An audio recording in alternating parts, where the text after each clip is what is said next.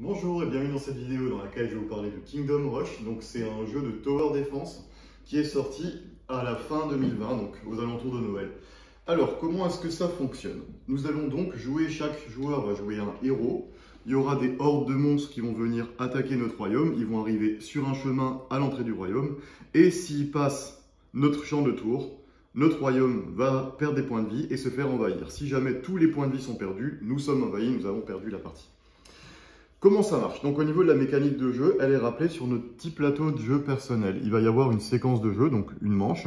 Chaque manche est déroulée en 6 phases qui sont indiquées ici. Donc je vais essayer de vous les expliquer. Chaque début de phase, on va avoir une apparition de monstres. Donc on va regarder les petits jetons de ce type-là, où est-ce qu'ils vont être placés. Ici on a 2 à cet endroit-là, ça veut dire qu'il y a 2 nouvelles cartes qui vont apparaître sur le plateau.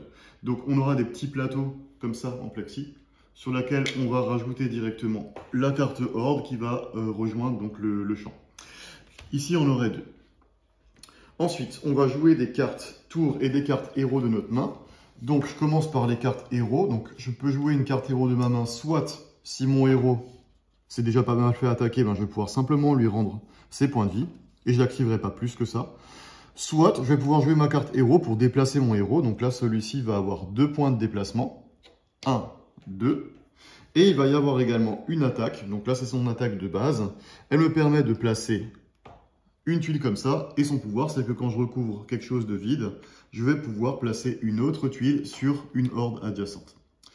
Voilà. Donc vous l'avez déjà compris, pour tuer toutes les hordes, il faut recouvrir tous les monstres avec des tuiles, des figurines et d'autres choses. Si tous les monstres de la tuile sont recouverts, la horde est morte.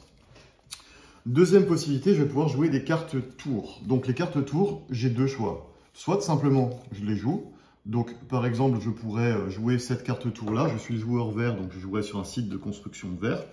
Moi, je suis vert, je peux jouer que sur les sites de construction vert. Mon coéquipier, lui, est violet, il pourrait jouer que sur les sites de construction violet. Donc là, par exemple, si je joue cette tour ici, elle me permet d'attaquer là, là ou là. Bon, là, il n'y a rien du tout, donc là, je vais attaquer plutôt ici.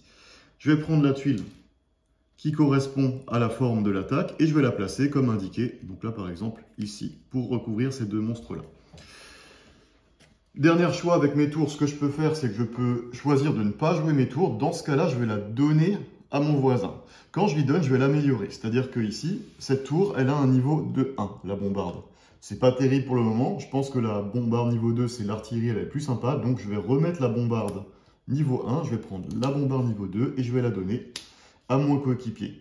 Je lui place face cachée sur ses tours entrantes, c'est-à-dire qu'il n'y aura accès qu'à partir du tour suivant. Et c'est la seule et unique manière qu'on a d'améliorer nos tours de jeu, enfin nos tours en tout cas, pour pouvoir attaquer les monstres de meilleure manière. Voilà. Donc on va jouer comme ça toutes nos tours, un petit peu sur les différents emplacements de construction. Là, il place par exemple un petit soldat ici. On va avoir des tours qui vont placer là par exemple une petite tuile comme ça ici, etc., etc.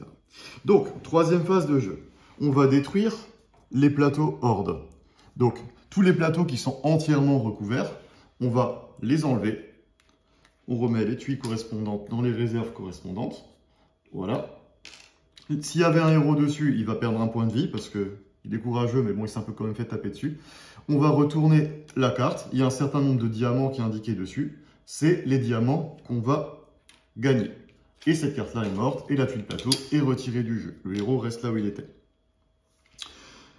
Phase d'après, donc on va avancer les plateaux hordes. Donc chaque plateau horde va avancer d'une case, sauf si vous voyez un petit monstre qui a 2 flèches, ça veut dire qu'il va avancer de 2 cases. Donc là par exemple ça ferait 1, 2, 1, 2.